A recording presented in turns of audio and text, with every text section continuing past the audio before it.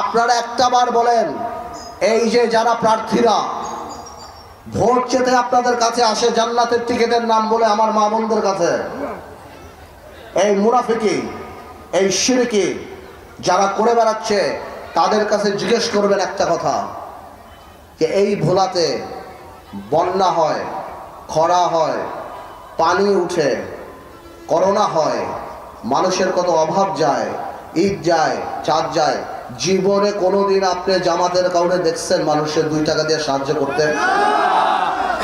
ওনারা জীবনে কোনোদিন মানুষকে, মানুষের কোনো ধরনের কাজে ওনারা কোনোদিন আসে নাই এই ভোলাতে। তাহলে কিভাবে আশা করেন কালকে এমপি হয়ে ওনারা কাজ করবে? আর এই যে মা বোনদের বলে দিই, জান্নাতের টিকিট যারা বিক্রি করতে আসে, আপনারা মনে রাখবেন এটা ফিতনা।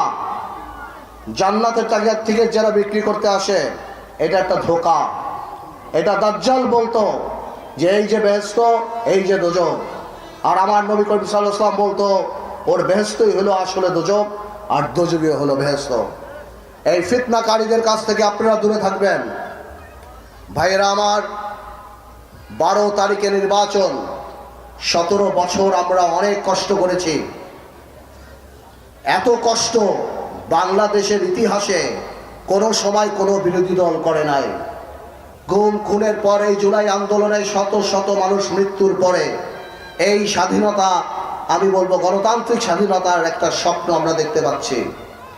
12 তারিখে আপনারা স্বতঃস্ফূর্তভাবে গরুর গাড়ি মার্কায় ভোট দিয়ে আপনারা ভোলার উন্নয়নকে নিশ্চিত করবেন ইনশাআল্লাহ।